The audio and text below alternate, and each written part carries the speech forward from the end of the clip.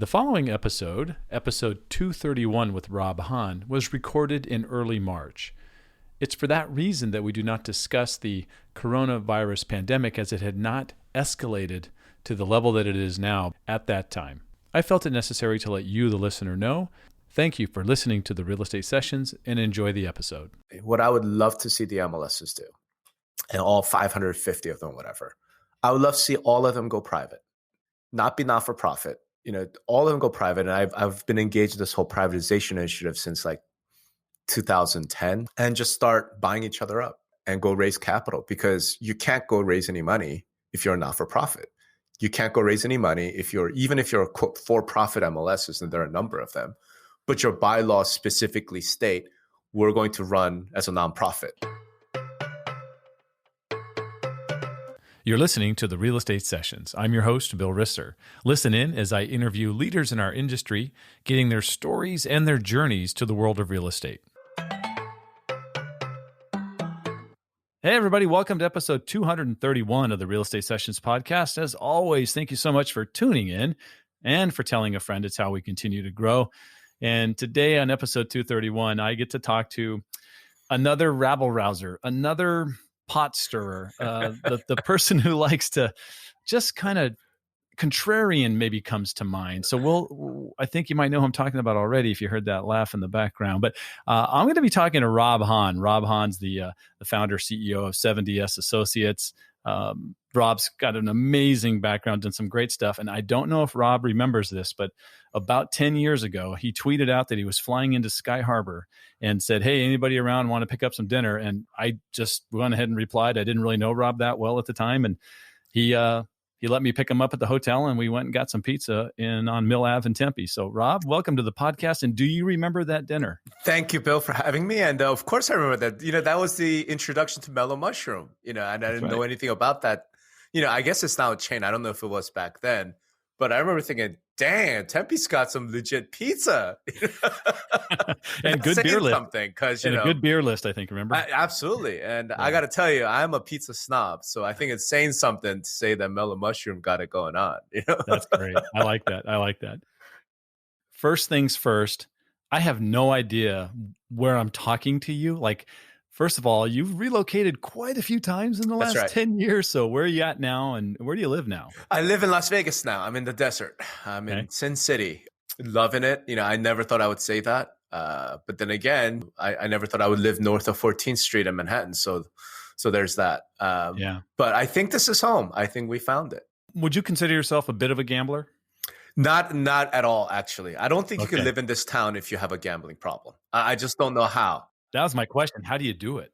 I don't mind rolling dice at the craps table, once in a while. But we've been here since June of last year. I have yet to actually do any gambling. I mean, I like it. The action's cool and all. But yeah, for whatever reason, I have an addictive personality, but that's one I don't have a problem with. So yeah, there's no way to live here. I mean, come visit. It's like once a year, I'm gonna go to the tables. That's one thing, man. If you live here and you have a gambling thing, I don't know how you can live here. I just don't. Right. Yeah. I'm going to guess that this wanderlust that you have is probably ingrained in you at a young age, right? You, mom and dad got an early start for you there because if my stats are right, you moved to the U.S. from Korea as a child, right? That's right. When I was 9 years old in 1980. And so what did that look like? Where did you move to? And gosh, I think we first moved to New Haven. Because, the reason why we ended up moving was my dad got into the graduate program at Yale, at Divinity School. So we all moved. And then from there, because, we didn't speak the language, it was all new. So we moved to Chicago for a little bit, where my mom's sisters were, and then it just moved around. Then growing up as a PK, that's pastor's kid, right? Preacher's kid. Yeah, you move, wherever the church sends you. Because, my parents were United Methodist minister, or were, right? They're retired now. So they went wherever the church sent them. It wasn't like the local church got to decide. So I'm going to say I moved every year and a half to 2 years, from third grade, fourth grade up till graduating high school. So even in high school, that's a tough age to be moving around. You had to experience that as well. Which, in life probably is a good thing. I don't know. I don't know, but I think about it sometimes, like how much that influenced my personality. Like, I make friends pretty easily, right? You're forced to be a little bit more social. But then again, like I don't know what it's like, to like grow up with people, right? Like I have some envy for like Sunny, my wife Sunny. For the people who don't know, like she grew up in the same house, her whole life until she left for college. So she has friends that she went to like kindergarten with, and I have no idea what that's like, right? So I don't know. I think it's helped and hurt probably in some ways, right? Like all things. I used the word contrarian in the intro. Is that Yes, sir. safe to call you a contrarian? I guess it has to be, right? One of the interesting things about the industry and what I kind of discovered when I first started is just sort of telling things like how you see it. I mean, I'll say the truth because I consider it to be true, but other people, may not see things as the truth. But well, like just simply speaking your mind sometimes can be contrarian because there's just such an investment in appearance. I guess I'll put it that way, right? Yeah. Because when you think about it, and I come to really peace with it. I've come to terms with it over the years. This is an industry that's built for, by, and of salespeople. And in sales, appearance and marketing is super important. You don't want to go against that, right? At times. So I guess I'm a contrarian because I just sort of call it like I see it. And as I'm happy to say in all my things, I'm happy to be wrong. Like I'm super happy to be wrong, but I'm not super happy to kind of, toe the politically correct line or the corporate line or whatever, right? Because I don't see the value in that, right? Especially in my job. I'm a consultant. That's my day job. I just don't understand the point of having a client pay you for your opinion and then telling them what they want to hear as opposed to what you believe to be true. So yeah, over the years, I think I've become, the pot stirrer, the contrarian, all those things. I'm like, so let me tell a little story about like the first time I ran into this was, like the second year, maybe I started my blog, right? I just threw up a post and just offhandedly just kind of mentioned, right, that brokerage brands didn't matter. And I mentioned it because like every broker, every agent I'd been talking to, and I was already in the industry at the time, was saying the brokerage brand doesn't matter. It's about your personal brand, right? Everyone was saying that. So I'm like, well, it wasn't, I wasn't even saying it to be controversial, I just kind of mentioned it. And oh my God, like the comment section blew up, emails blew up and all this stuff. I'm like, what? Like, I don't even understand this. Like, like one of the commenters had literally told me, like 2 weeks before that, yeah, brokerage brand doesn't matter. It's all about personal brand. And all of a sudden the comments like, oh, brokerage brands matter. And that was my first kind of run-in with it. Right. So I've been blessed, I'll say that somehow, I've gotten a particular niche, right. In sort of the real estate commentariat, as I say it. It's one that I think I happen to be pretty good at because I just like to call it like I see it and let the chips fall there where they may. I'm just not interested in being a politician, I guess. That's a great segue to this next question. Yeah. You went to Yale. I did. And then got a law degree from NYU. I did. So that screams to me entrepreneur. Well, either that or a corporate attorney. You're going to be one or the other. Or a massive debt. Okay. As I like to say, I mean, my degrees, I think, are the size of a really decent mortgage. Yeah, so here's the interesting thing. We have a saying at Yale, and I don't know if it's still there. It was what we talked about, when I was there, which is that you go to Harvard if you want to run the world. Okay, you go to Yale if you want to change the world. So I guess that's kind of how I saw things. And I went to Yale to be a playwright. I was very, very, very involved in student activism. I guess you could say I was one of those student radicals. I tell people I was a straight Marxist in college. Those types of things. So Yeah, I never thought I would go down that corporate law route. I never thought I would go to law school. Like I never thought any of those things until it actually happened. Never thought Right. I would live in Las Vegas. Never thought I would live in the South. Never thought any of those things. But I was 19 and stupid. So what are you gonna say? So yeah, I think the entrepreneur thing probably started pretty early. I have a very distinct memory of being in junior high school, 7th grade, I think it was. And you know how schools have these like fundraising competition type deals where you Sure. sell whatever. And this was no, it wasn't even junior high school. This was 4th or 5th grade, right? So I wasn't even fully like speaking English, right? But my school had this thing where you had to sell Christmas candles, right? These and this was in 1984, something like that. So, you go door to door and then they're like, hey, if you sell whatever, this many candles, you get this bike. And I wanted that bike. So I went door to door, I think through the entire like town, and came in second. I don't know how I came in second. I think I sold like 900 candles. I mean, some crazy. And I don't know how the winner beat me. It had to be like a group purchase. Like, maybe her dad was like the vice president of some local company, was like, everyone buy a candle. Right. Yeah. So, that I did that. I've always been involved in some weird things like that. So yeah, it's just kind of happened that way. When you finish school completely, Yeah.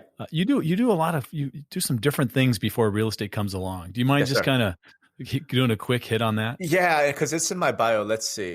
I've been on Wall Street, worked at a hedge fund. I've been a tech guy. I worked at Bergdorf Goodman, which is my favorite work experience. So I was selling men's suits.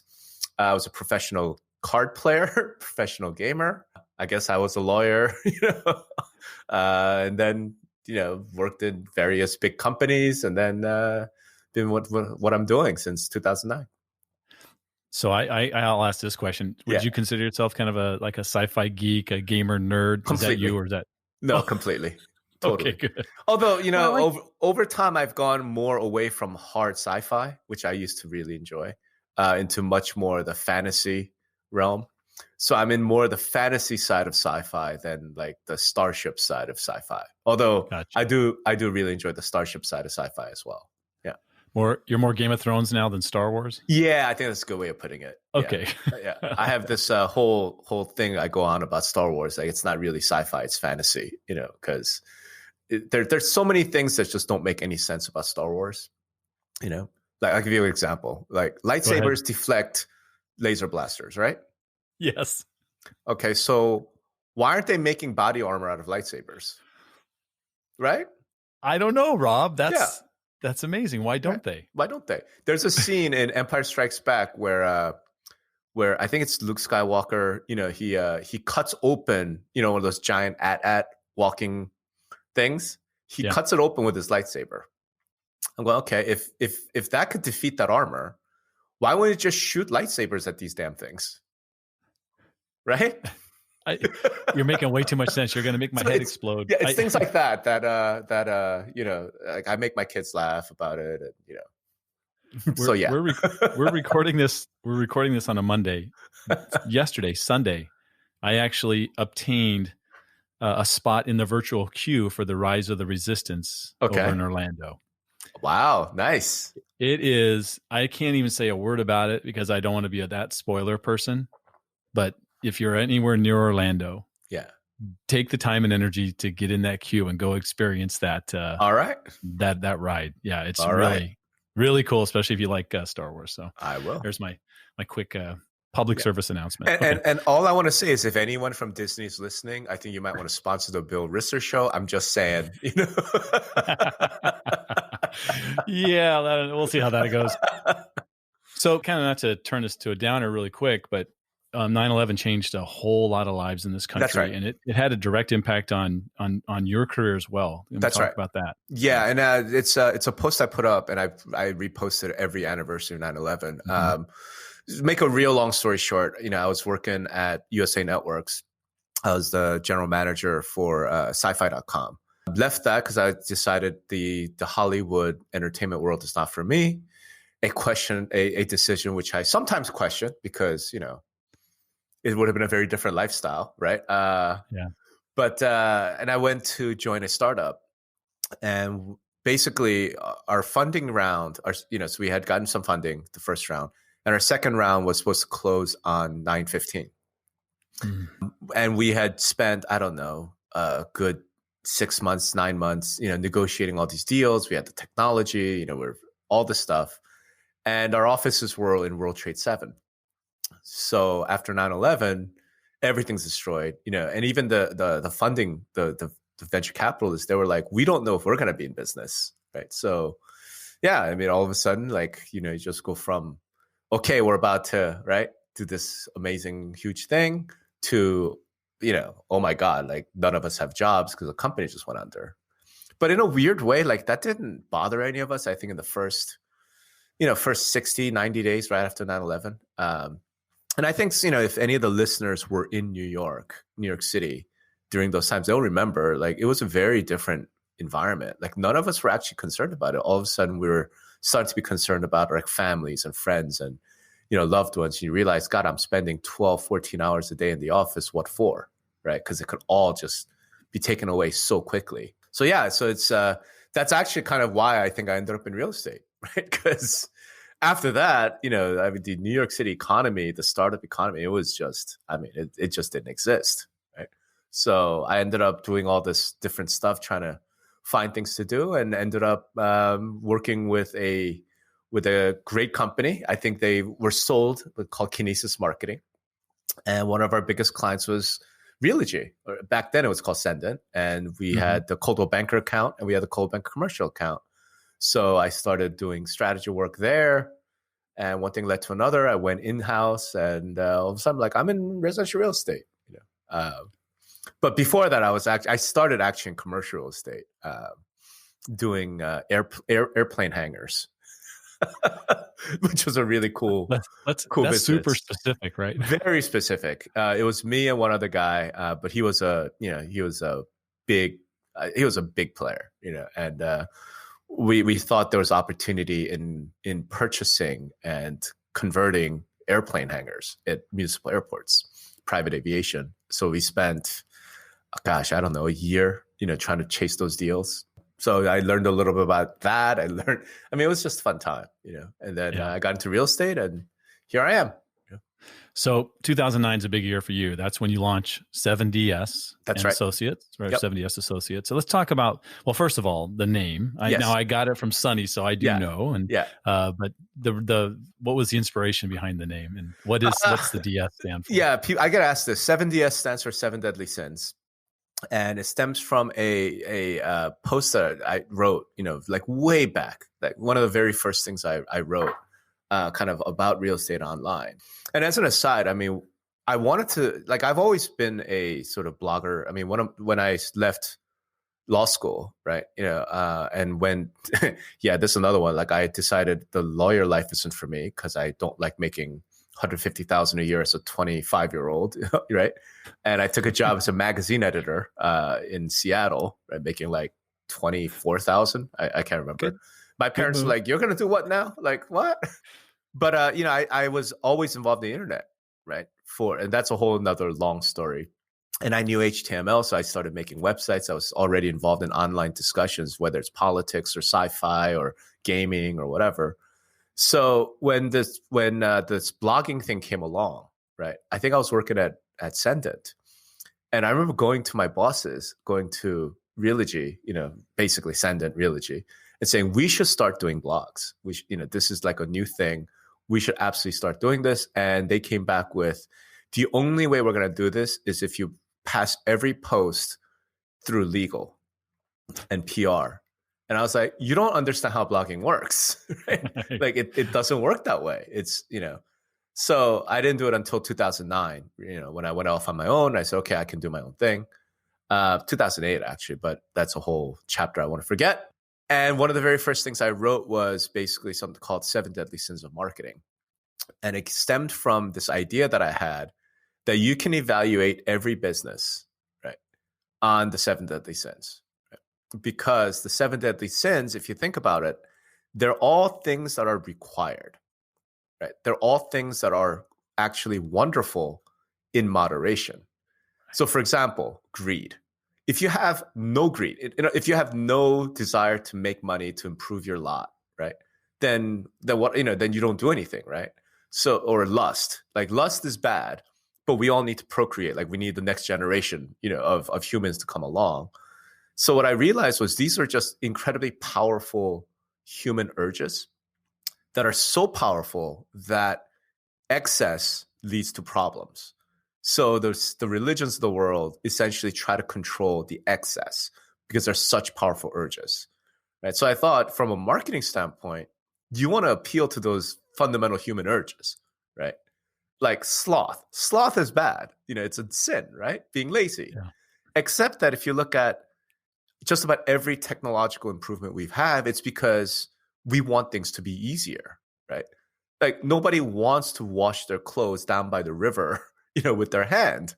So we invent things like washing boards, which then it lead to things like washing machines. You know what I mean? Like, so that's why I wrote that post. And as I was thinking about what I want to call my company, my when I started, I thought, I would do marketing consulting. That's my background. I would do product development. I would work with brokers. So I thought 7 Deadly Sins. It makes sense. So 70S Associates, that's where it comes from. Yeah. I love it. Your blog, Notorious ROB, which, yes, sir. By the way, it's just a great name. I mean, to this day, it's still one of my favorite names of a blog. Says a lot about you, Rob. I'm just saying, so do your music choices. Yeah. Just go make sure you're listening or following along. So, but you love to write. I do. And I think I've said this before. I'm the biggest fanboy of good writers, of copywriters, because it is a skill and a talent that I think most people think they're good writers, but they're not. Right. Yeah. And so I just a quick question for you about the process. I mean, a typical Notorious ROB post is how many words? 2,000, 4,000? Probably 3,000. 3,000 words. How long does it take you to craft one of those? Probably takes me about anywhere between an hour to 2 hours, depending how much research I have to do. Okay. So that sounds quick to me. I guess that's, I don't know if that's just me, but I thought you were going to have some other number. No, I mean, because, so let me back up one bit. I mean, I appreciate that you think I'm a good writer. I don't. If I were a good writer, my post would be like 500 words. That's okay. But yeah, I'm a writer. Like I've been writing since I was a teenager. Like that's been my thing. So I feel like this is just an outlet for me. I just need to write stuff. If I get serious about writing, then I'll experiment more. Then I'll pay a lot more attention to like word choices and things like that. But for a blog, it's just more of a brain dump, and it just kind of comes out. So, my process, there's no editing, except although in the last 2 years to 3 years or so, I have this very capable editor, that I'm married to, and she does put eyes on almost all of my posts, and then make some suggestions and whatnot. But so it really is kind of like I'm just trying to tell a story, right? I'm just saying like, here's something that I think, here's something that I noticed, here's my take on it. Where it gets time consuming is if I have to go do a lot of research, right? And that is something that people have told me about that. Like it's just kind of sort of second nature, probably because of my law school background. Like I don't want to just state things without any backup. Like I think these things for a reason. I think these things because of this, because something that I saw, and I believe this to be true. And then I try to provide evidence for it, right? Again, it's probably a lot like a lawyer. You don't just say, well, this is whatever, and here's like you actually have to provide some evidence. So I try to do that. And if that takes a while, then it takes longer, right? Then I have to actually go and track that stuff down and so on. But if it's just just a topic that I've been thinking about, or I see something and I just want to react to it, it's either there or it's not. And if it's there, it comes out pretty quick. So, yeah, I mean, I've written like 5,000-6,000 words, and it's be like an hour and a half, 2 hours. I type fast, So that's great. Your primary clients. Yeah. I shouldn't say primary. There's been a wide range of clients for you, whether it's associations or Yeah. MLSs or Yeah. brokerages, even startups, right? Startups, large tech companies, Yeah. well, look at anyone that could afford my rates, really, Okay. because I'm a consultant, which is just another way of saying unemployed. So do you of those places, what's your favorite place to work in? Where do you really get excited? So this is such a difficult question in a way. It's a great question. I think my favorite. So they're all my favorites, but for different reasons, right? So Okay. let me give you an example of what I mean. Like I love working with tech companies, right? Because they're filled with super smart people. They're nimble, and if there's something really great, so we come up with a strategy or product plan or whatever, and if it's good, then they can implement it and implement it fast. And in at least a couple cases, I frankly just can't talk about. But let's just say that I've personally seen where like a strategy that I've recommended has ended up completely changing the fortunes, of the client, right? And it's a company you've all heard of, right? So I don't talk about, it's like it's nobody's business, but between them and me. Totally get it. Right. So that part's what's really great about working with tech companies. Okay. And that's the case whether it's the largest of the large or the smallest, sub 2-man startup. But thing is, like, brokerages, I love working with brokerages because one of the reasons why I love this industry is that despite all of the, some of the issues that we both know, I do feel like it's an industry that's just filled by really good people. Like, again, I came out of tech, I came out of law, and you get into real estate and like you get clients that'll write you handwritten thank you notes. I go to conferences and I talk to real estate agents and brokers, and like every industry has their assholes, and it's whatever, inflated egos and all that. But this one, it's just such great people, And brokers, I like working there because a lot of times the brokers, I mean, I don't know how else to put it. They're like salt of the earth people. You know what I mean? They're just the greatest men and women, who kind of got into the business. Partly because, they're like, oh, hey, I'm building my practice. I want to be a broker. But a lot of it's because they really want to serve other people. They want to help agents be more successful. They want to help clients, right? So I love working with them for that reason. The problem with them is a lot of them can't actually implement the strategies, right? Because, and this is something I've been talking about recently, maybe we'll have a chance to talk about it, because they don't have any capital, right? And their margins are just so trash that they just can't do it.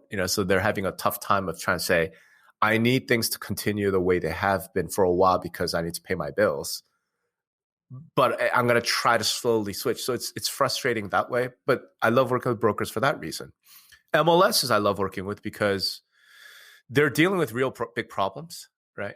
And the frustrating thing about working with them, so it's great to work with them because you know that you can have a huge impact, right? And I know that I'm right about a lot of the things, in terms of the strategy and direction and so on for MLSs and associations.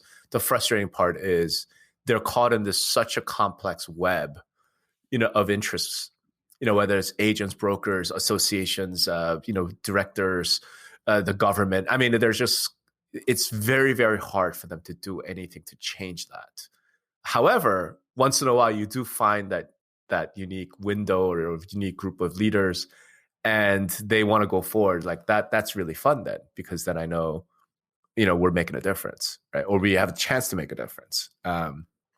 So yeah, it's all for different reasons, but I guess from a efficiency, like efficacy standpoint, it's the tech companies, it's the private, those guys. Quick and nimble, right? Yeah. From a human standpoint where I feel like I really could help the client, like improve their lives, I think it's brokerages. And then from a sort of industry importance standpoint, it's likely the association of MLSs. But conversely, they're the ones who have the toughest time executing anything. They're the ones who have the toughest time, trying to do any of the strategies. I've had the opportunity to interview a number of AEs or CEOs, right? Right. Of associations. And that dynamic of having an all volunteer board that can change annually, completely control the purse strings and some other things. That's what you're talking about, right? That's part of what I'm talking about. I mean, I think I'm on the record as saying that MLS governance is severely broken. And I've been involved in some projects to try and help change that. And it's very, very difficult to change, right? So as an example, the revolving door, the 1-year terms, it's not helpful. This is not how you want to govern a corporation, right? And a lot of these larger MLSs are corporations. And then you have got things like, there's no real requirement to be on the board of an MLS, right? I've been in board meetings where the directors would frankly claim, I don't know how to read a balance sheet, right?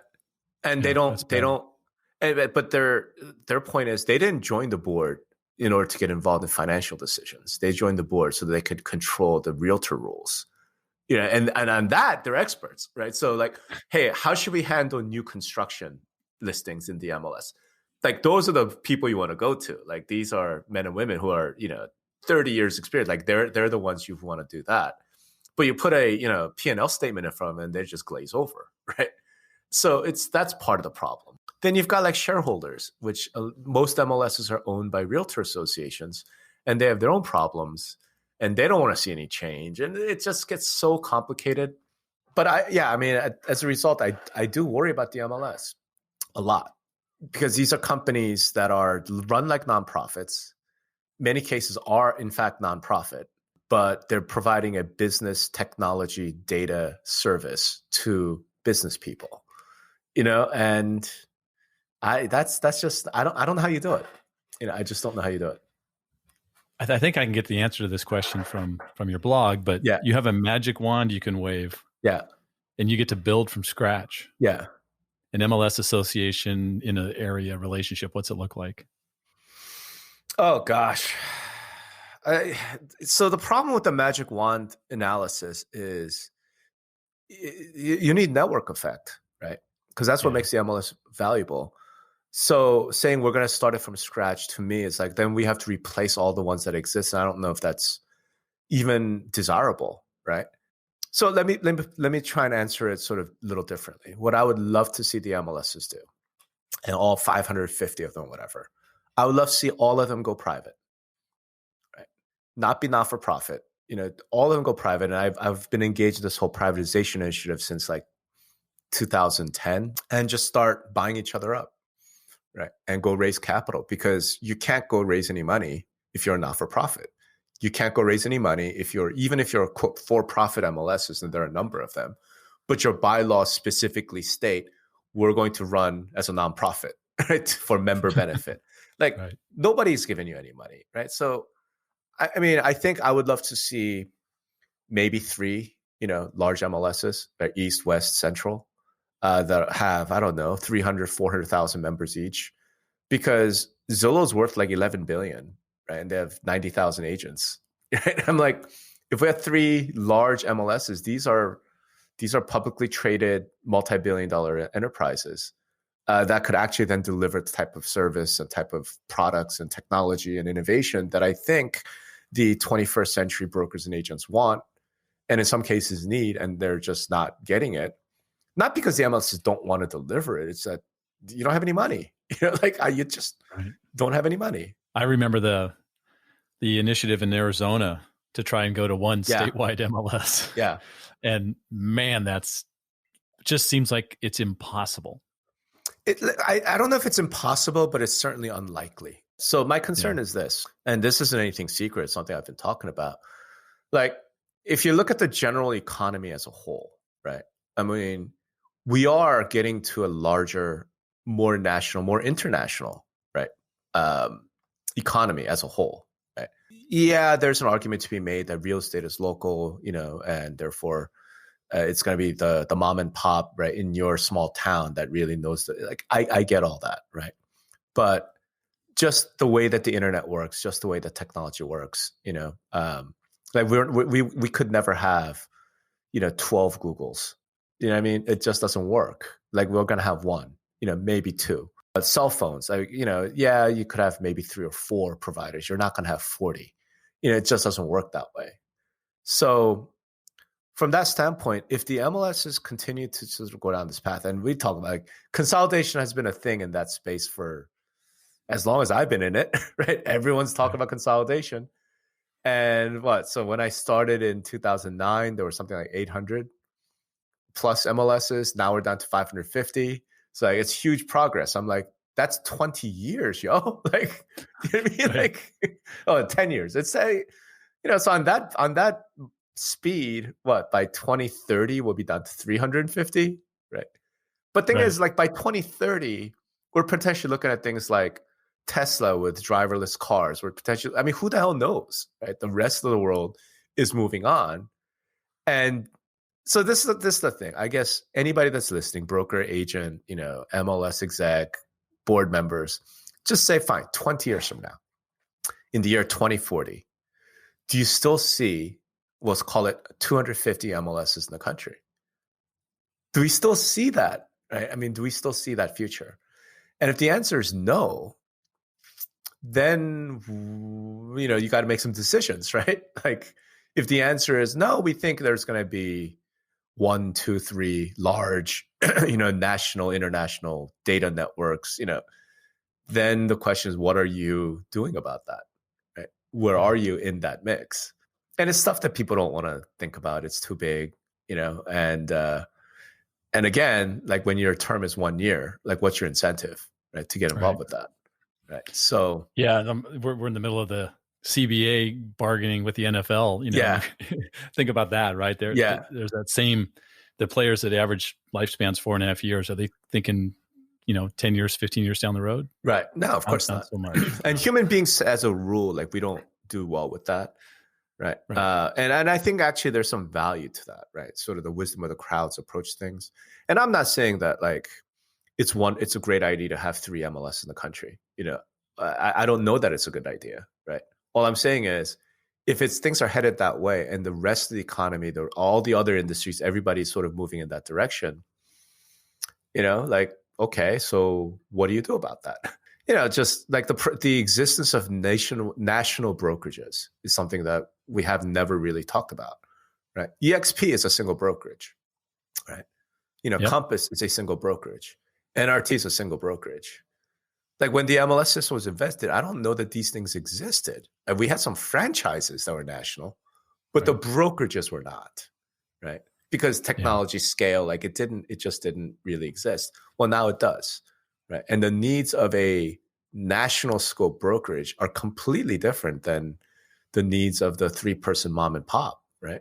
And trying to reconcile that, it's tough. It's tough enough without having to deal with 550 little, fiefdoms, right? So it's going to happen. And the only issue is, okay, what happens along the way, right? That's the real question. Right? Yeah. Let me take you down another path where we want to know what's going to happen in the future. Okay. So, Mr. Prognosticator. Don't worry. We are recording this. Okay. We are, yeah. And remember, my predictions my batting average is like below the Mendoza line. I just want to point that out. That's not good. That's not good. Let's talk about the iBuyers. Well, why not? Because everybody talks about them. Sure. But so from the OG startups, right? Like Open Door and OfferPad to Zillow to the brokerages, EXP and all of them. Yeah. What's your response? What should agents be thinking about? I think my response, number one, there are only 2 true iBuyers in the market right now. I think it's just Open Door and Zillow right now. Okay. Everybody else, they're not iBuyers, they're flippers. And so as a result of the word iBuyer being so tainted with that, I've started using different words. Like, they're market makers and then they're flippers. And flipping has been around since, I don't know, like the beginning of real estate, right? I mean, I think you could argue that the deal for Manhattan was probably a flip, So, okay, sure. Right? The Louisiana Purchase, I mean, we could maybe think of that as a flip, right? Yeah. We bought it for one price and then we sold it for, right? But market making is different, right? And I think Open Door and Zillow right now are the only 2 market makers that are left. I no longer consider OfferPad or Redfin to be market makers. So that's thing number one. Thing number 2, then, as a result, in terms of what brokers and agents should think about, is no one really, I think even now, right, has really internalized that. So, and I think part of it is because the linguistic problem, part of it is the marketing spiel. Like, Inman just had a post up about some quote iBuyer company in Long Island. I can't remember their name right now. I could look it up on Inman, I'm sure. But when it talked about they're not interested in disrupting, right? But it turns out this company, they have their origin is a guy who has a lot of experience flipping houses. So they go and say, we're going to work with agents, we're going to work with brokers, and we're looking to buy properties at 12% below list. Like, that's not market making. That's not what it is. So, and I think agents, and that every brokerage, Redfin included, has these programs where like, we're iBuyers and we'll buy your house, for cash. Yeah, at 20% below, market, who wouldn't, right? So Right. those are investors, those are flippers, and that's not going to fundamentally change the business. What is going to fundamentally change the business are the market makers. And I think Zillow is the best example of it because they talk about it. They're a public company. So I talk a lot about Zillow, not because I think Opendoor is unimportant. Opendoor's even bigger than Zillow. I think they're, super important. It's just that they're a private company. They don't tell us anything. They don't release stats. They don't get an earnings calls to talk about their philosophy. They just don't do those things. So as a result, I think Zillow becomes kind of the default, flag standard bearer for iBuyer for technology. And what they're making clear is they're not interested in making a lot of money on these trades. And I think that's how you got to look at it. They're functioning exactly like pork belly market makers or gold or petroleum. They're buying at 99 cents and they're selling for $1. Right? I mean, and they're just trying to make this tiny little sliver and then just up the amount of trades, up the volume. So they're really injecting liquidity. They want to get paid a little bit for it. Where they're going to make all their money really is in mortgage. Right. So I said this from the start. When Opendoor came out in 2014, I remember writing a post called like "Forest for the Trees," the Opendoor edition. I think is the title of it. Right. And I remember saying back then, because people were freaked out about Opendoor, if you remember, right? Brokers and agents like, oh my God, these guys are going to get between us and the clients and blah, blah. And I was like, I don't think that's you don't have anything to worry about, because my take on Opendoor from the start is this is not a real estate play. This is a mortgage play, right? Because the pain in the contemporary transaction is in the mortgage. That's really where the pain is, I mean, I've bought homes and sold homes, like going shopping for a home is fun, right? You go on Zillow, you go on whatever website and you're like, ooh, and then you look at pictures and then you get in a car, you go tour house. It's a little annoying, but it's fun. You can try and imagine, oh, we could put the sofa here. And that part's fun. Where things get significantly less fun is after the contract is signed, right? You have a contract for sale and then you go into this 30, 60, 90 days of the financial proctology exam. And, that's where things are really painful. And I think that's what Opendoor set out to solve. I think that's what Zillow's trying to solve. And I think brokers and agents have not really thought about what do you do if we enter a market maker world, right? What does your job look like if we're in a market maker world? And homes don't take 30, 60, 90 days. They don't require staging. They're essentially people are going to buy and sell them within 48 hours using a market maker intermediary, right? And people haven't thought that through. And I've already written, dozens of posts about things to think through, and here's what this shape could look like, so on and so forth. But in real estate, it's transforming a little bit differently. So I guess because I know we don't have unlimited time. I think the biggest thing for brokers and agents to think about is something that I debuted in a presentation in Toronto recently at the Ontario event, which is the combination of those two factors means that we are headed towards what I like to call bionic super teams. Right? So super teams have been around for, at least decade, at least 10 years before I got into the real estate industry, right? I very distinctly remember back in, I want to say like 2008, 2007 timeframe, there was a super influential post that I read on, I don't know if those guys are still active, the Bloodhound blog. Yeah, remember those I don't think guys? that's as active as it was. But I know they're on Phoenix. Yeah, exactly. And it was because Phoenix is the birthplace of the super team, right? Yep. And one of the guys wrote about the super team and how it functions and so on. And I remember reading that going, holy crap, right? Like this is incredible. And then I run across Millionaire Real Estate Agent, right? And Gary Keller's, seminal book. And to me, Gary Keller's a first ballot Hall of Famer in real estate because of that book. So these sort of brokerages within brokerages, the seventh level, all of that stuff, like it's taken that time, right, for it to become mainstream, but it's now mainstream. You know what I mean? Like, I don't know how many top producing agents in the industry now are not, team owners. I think they all are, right? If they're not, they want to be, right? Correct. If not, they want to be, they're on their way, they've been planning it, right? The issue is once you add kind of what's happening with the market maker model and technology and so on, these teams are going to completely dominate the industry in ways that we've never seen, right? So I don't know if you're still in Phoenix. But are you in that area? I'm actually now in St. Petersburg, Florida. Okay, we're still with the FNF family, but over here now. So still hot, but much more humid. Yeah. But like Phoenix, people don't talk about this very much, but I believe that the Zillow Offers front man, the Lawton team out there, I think there's a really decent chance that team potentially did $2.5 to $3 billion in volume last year. If that was a brokerage, they would be on the Swanepoel Mega 1000. They would be on the Real Trends 500. I mean, that would be a big brokerage, right? And that's a team. And and I think from an agent standpoint, the idea is, well, technology will never replace us, right?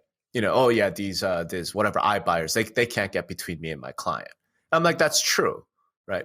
But George Lawton can get between you and your client because he's just as experienced as you are, except that he has a large team that's well run and he's got the technology, he's got the money, he's got it all. What makes you think you could compete against that guy? And if the idea is, well, because I've known my client for 20 years. Okay, that's fair. I totally get that. My take on that is we'll see how that plays out. Because even if I've known a realtor for 20 years and I like my realtor, I like my kids way more than I like my realtor, right? And the minute it becomes easier or less expensive for me to deal with, somebody else, guess what, right? Like that's how I look at it. That's how I look at it. Interesting. So I think the thing that brokers and agents have not yet come to terms with is where are you on the bionic super team curve, right? Where are you? Because I'm telling you right now, there are dozens of teams that are already on this thing. They're pioneers. They're really on the front edge of that. And those guys are capturing market share like you can't believe, right? And nobody's tracking this. Nobody's tracking this. Right? Is there a concern, or do you think this is possible that there's going to be this weird cyclone effect, or it's going to continue to spin where the team gets to a certain size and says, "Oh, it's an ego play. I need to be a brokerage," and they turn into a boutique brokerage? It's possible. A lot of them do that, right? And the thing that I have to point out to people is that the whole brokerage concept is just legal, right? It's just state law. Okay, well, I know teams that have gone out and hired a broker on salary. Right. Because they just need somebody to have the broker's license. But that broker, the agent does not work for that broker. It's the other way around. It's still a team. It's just disguised as a broker. Yeah, exactly. In a way. Exactly. Right? Okay. Yeah. And it just ultimately comes down to who controls the leads. It comes down to that. In a team situation, the team controls the leads. In a brokerage situation, the agent controls the leads. So brokers are getting their ask, their financials are awful, whereas teams' financials are unbelievable. I talked to a team leader at Inman, blew my mind because up until that point, I had been assuming that teams are on 50-50 splits, right, with their team members. Sure. He's like, no, I'm on 35-65. His agents are 35%. Wow. Right. And if they don't like it, there's the door. I got 200 other people who come in here and gladly take 35% of $2 million. You know what I mean? Like, right. Brokers will say stuff like that, but they can't enforce it anymore because they don't generate any of the business. Whereas a team could say, I've got 200 leads. Do you want any of it? Right. You get 35%. I mean, that's the reality. And then now, like I said, you add on advanced technology, the sort of market maker phenomenon and all of that. And, so the thought experiment that I did in Canada and freaked them out is one of the things to keep in mind is that real estate is a zero-sum game, right? For the past 10 years, we've had roughly 5.5 million homes sold every year, right? Mm-hmm. And here's the thing. None of us in the industry, none of us control that, right? Like Right. housing is entirely macroeconomics. It's entirely jobs, interest rates, global trade. It's stuff that none of us control, which means that when one of these teams goes and doubles their production in that local market, it means some other agent lost a bunch of deals, right? Because there's only a Yeah. certain number of deals in a given area. Yeah. Yeah. So I look at that and go, okay, well, what the future then looks like is, to me, and I don't know what the number is, but what I did say was, look, so 5.5 million homes sold, that's 11 million sides. Okay. I'm fairly certain that the Lawton team, for example, probably did something in the order of 3,500 transactions last year. Okay. And they can keep growing, right? So how many teams do we actually need to handle 11 million transactions? The answer comes out to roughly 3,000. So here's the second question. How many brokers do 3,000 teams need? Right? Well, in a minimum one. Right? Right. How many Right. MLSs do 3,000 teams need? How many Yeah. associations do 3,000 teams need? Yeah. And it's this is the kind of stuff where my head goes, and I think why people hate talking to me sometimes, because my mind goes there and they're like, you're crazy, you're so extreme. I'm like, you're right, I am, but that's just logical where it goes. Maybe we don't get to that point, right? Maybe it's not 3,000, maybe it's 30,000. But let's ask the same question. How many brokerages do 30,000 super teams need? How many MLS do 30,000 super teams need? And if those guys are doing 90% of the transactions, so that's a typical rule, right? The 90-10 rule. If those guys are doing 90% of transactions, what do the other 2 million realtors do? And as an agent, then I have to think about, where am I on that curve, right? Am I on the way up where I'm going to form one of these teams? Do I not care about any of that? Like, you got to make some decisions, and it's really hard, and it's really painful to think about, and it's really troubling, and and I'm like, but from a strategy standpoint, that's where you got to think. Yeah. That's what you have to think about. I know, probably not your happiest podcast of the year, Bill. No. I wish I could just come on and say, look, it's all about recruiting and retention. Just keep recruiting and you'll be fine. Like, I wish I could do that. All right, Rob. So I want to thank you very much for uplifting all the spirits of the agents listening to the podcast, first of all. Oh, wait, hold on. Actually, you know what? Let me do this. Okay. Having said that, right, think about it. In this type of change, if you are one of those 3,000 or 30,000, right? So if you don't panic, you don't freak out, you go, oh, wait a minute, there's massive disruption changing. I'm going to take advantage of it, and you get better. Oh my God, the rewards for the winners are going to be unreal, right? Unreal. So in a way, yeah, it's. I mean, that's the only sort of note of optimism I think I can take is if you have any sort of sense of risk and entrepreneurship, now's the time to really think about that, right? Because if you win, the rewards are unbelievable. If you lose, then it sucks, but that's kind of the way it is in business. If it sucks to lose. So there's that. So now, I will say this is going to be an awkward question, Rob, because it's the same final question I ask every guest on the show. But after that, look into the future. It's going to have a different feel. So if you could give one piece of advice to a new agent just starting, what would it be? Join a team. I thought you would go there. Yeah, join a team. And not because join a really good team, learn how they do it. And if you decide, after a few years, right, okay, I've got the right temperament, I've got the capital, I've got the moxie, I've got what it takes, then you know how to do it. Right. So that's how great companies are formed. They come out of other great companies, whether it's banks or law firms or, pizzerias, or restaurants.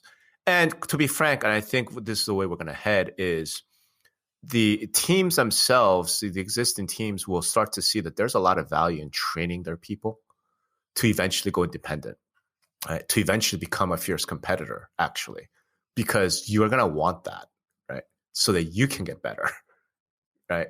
And if you have those relationships, who knows? Maybe there's an acquisition play, maybe there's something down the road. But I think I think what we're going to see is something much more like an apprentice type system, which I think is good for everybody. But if you're a brand new agent in the business today, I would say go find a really great team in your area and join it. Learn all you can, right? Suck up all that experience, all that knowledge, and then make some decisions at that point. Rob, if somebody wants to reach out to you, what's the best way for them to do that? Gosh, they can find me on Facebook. They can find me on Twitter. Although I'm not super active on Twitter these days. Email works for me. Hahn at 7DS Associates. And quite frankly, just go to the blog, right? Yeah. Leave a comment, right? I know you read them. I know you reply. Comment. Nobody comments. Very few people comment. But if you want to chat with me for whatever reason, probably want to check out like some of my ideas around this. And I do have a subscription service on the blog, which they're welcome to do it if it's not required. I mean, I frankly have it so that I know who the real serious people are, right?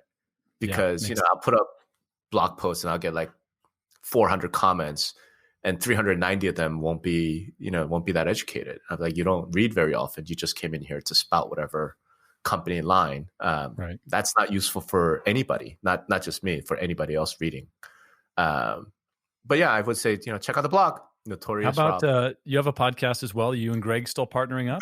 We still do that when we can. We have day jobs. We can't do it. Like, it's really hard for us to coordinate. And the name of that one for everybody? The name of that one is Industry Relations. You can find it on Apple. You can find it on the Android, Google's Play Store. Google Podcast now. That's right. And then we need to do a little bit better job of doing that more regularly. I do a podcast on my site, once in a while where I interview people. They can find me if they want me. Excellent. Rob, I thank you so much for your time today. It really, I love how deep you think about some of these things that others just kind of gloss over, especially at a conference or, in their missives online, right? No, I appreciate that. Yeah, I would imagine you and Sam DeBoard at a dinner would be a ton of fun. And Sam and I do try to get together for dinner at a lot of these industry events, and it is a lot of fun. He's a very, very smart guy. He's a very deep thinker. Sam's one of my favorites. And thank you for having me on, Bill. This was fun. Thank you for listening to the Real Estate Sessions podcast. To leave a review or rating, go to ratethispodcast.com/RE sessions. You can also subscribe to the podcast at your favorite podcast listening app. Finally, you can go to therealestatesessions.com and subscribe to our email newsletter and be notified whenever a new episode is released.